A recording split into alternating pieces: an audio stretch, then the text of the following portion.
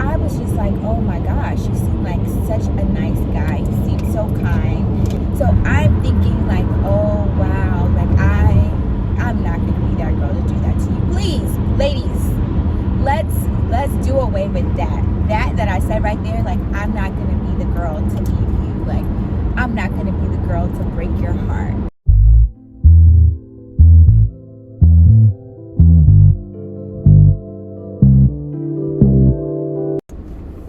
Hey you guys, it's your girl Ivy and welcome back to my channel.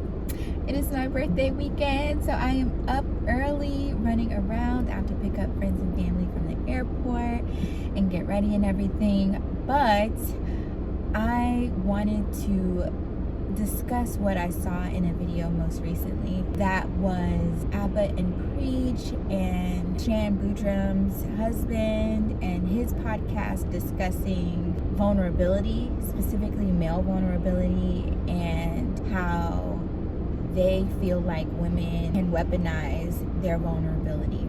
This all derived from a line that Shan Boodram said on her podcast with Abba and Preach, where she said something about how male vulnerability is the new sexy. And Abba and Preach were basically like, no, it's not. You guys can use it against us, and women will use it against us. So let's not glamorize male vulnerability because it is a sign of weakness and all of that. But I had a different take, and I agree. I do feel like some women can and will use men being vulnerable and opening up themselves against them when they're mad, when they're toxic, whatever.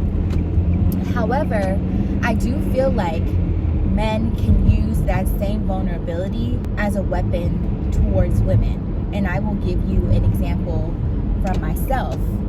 I may have to re-record this if I listen to this and the sound audio is just trash, because my car isn't one of those silent cars. You will hear every as I drive because it is a 2012 Nissan Rogue.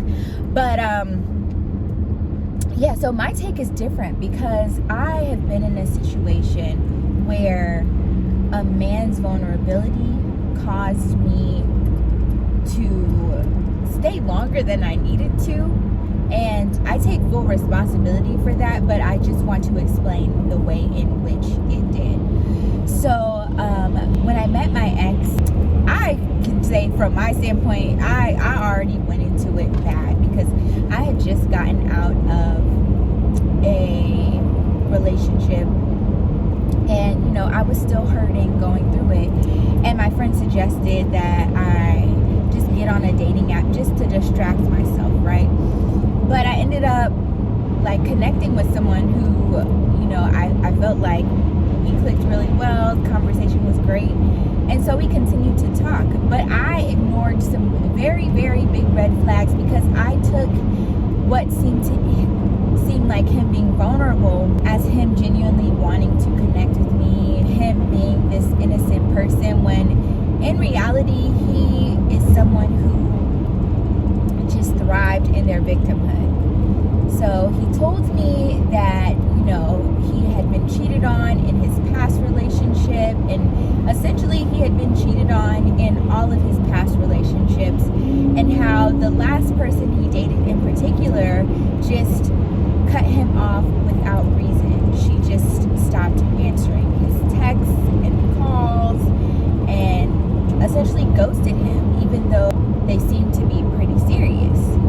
And so I was just like, oh my gosh, you seem like such a nice guy. You seem so kind. At this time, you know, he's being like super selfless. And so I'm thinking like, oh wow, like I'm not gonna be that girl to do that to you. Please, ladies, let's do away with that. That I said right there, like I'm not gonna be the girl to leave you. Like I'm not gonna be the girl to break your heart. He also explained that he was always the one who got dumped. He was never the one who ended the relationship.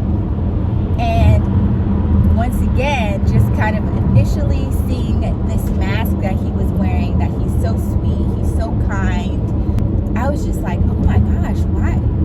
What's happening?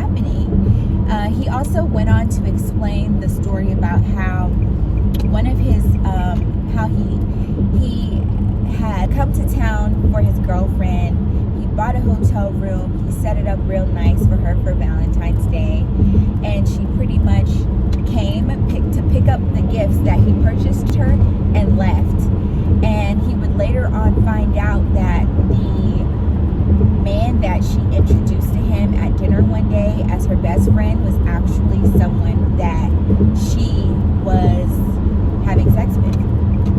And so he's telling me all of these stories, and my heart is just breaking for him. And I'm just like, wow, well, I mean, you done came across a blessing, because I'm not that type of girl. But in the long run, I would soon find out that he wasn't just this innocent victim.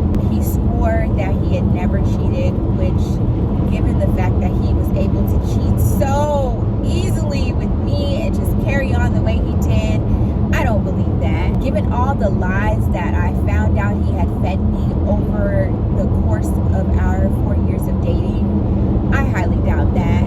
The idea that I was the first person he had done this to, it caused me to feel like, well, damn, maybe I'm the problem. Another red flag. I should have known that there's a reason why the last girl he was involved with just cut him off cold turkey. And given that he exhibits a lot of narcissistic traits, I'm not going to call him a narcissist, but he does exhibit quite a few narcissistic traits. I wouldn't be surprised if she just decided to go no contact. I feel like that is something I should have done from the very beginning. And it's so crazy because within, like, I'll say the first 6 to 8 months of us dating, something didn't seem right to me. What he was saying and doing was contradicting itself, and I decided to cut him off. But after a few months, I reached back out, and I ended up dating him, like I said, for nearly 4 years. And so I want us to take caution. Just as much as it's a beautiful thing when men are vulnerable with us and they share their past, they share their trauma, and hopefully they share how they've healed from it and how they've managed that past, their trauma. I think also we should be careful and be cautious of when men use that to suck you in, to get you to stay, to guilt you into keeping them around and being loyal to them when they are the complete opposite. He used a lot of his victimhood to make me feel bad. Even towards the end of our relationship, he would say things like, mind you, this is after I found out that he himself has been cheating on me for at least a year, if not our entire relationship. After all of that, he still tried to make it seem like I was the one who was disrespecting our relationship, or I was the one who was willing to throw our entire relationship away because I did not want to stay. He would say things like, well, I know that I really want this relationship and I really want it to work and I really want to be with you, but it's clear that you don't want to be with me. And I was like, the thing about it is, I want to be with you, but I do not want to be with you knowing that you've done all of this and that you can and probably will do it again. Like, it's not worth destroying my own sanity to be with you, as much as I love you. And he'd be like, yeah, don't tell me that, like, you don't love me. Once again, just lying in that victimhood. So my video was cut short because either someone called or my storage ran out. Don't get the 64 gig for your iPhone. It's not worth it. But anyway, yeah, like I said, he just was a professional victim. And it seemed like he had absolutely no accountability. And he could only see the ways in which he thought people wronged him and never saw that people wanting to get away from him, people wanting to go no contact, people moving on from him was a result of his actions and his wrongdoings. And so just to wrap this up, like I said, I think Abba and Preach were right in saying that some women take advantage of men being vulnerable and use that against them. Equally so, there are men who will use their vulnerability to essentially trap women, and they will use that quote-unquote vulnerability to make women feel bad about leaving them because they see themselves as these hurt and abused people that everyone abandons and leaves, and you as a woman can find yourself trying to be that person that saves him, or tries to be that person that proves that you won't leave, you won't just abandon them. But a lot of times these very men make it painfully clear that it's not healthy to hold on to them. It's not healthy to stay, and it comes at the risk of your own mental health, your self-esteem, your time. So be encouraged, my ladies. I think it's a beautiful thing for all of us to be vulnerable, for all of us to be open and transparent and share ourselves in a way that allows us to grow with one another. But when it's toxic, let it go. See the red flags and let it go. So I hope this video was helpful. I hope you took something from it. If you have something to add, as usual, leave it down in the comments below. Like and subscribe. Hit the post noties if you have not already. And I will see you in the next video. Bye.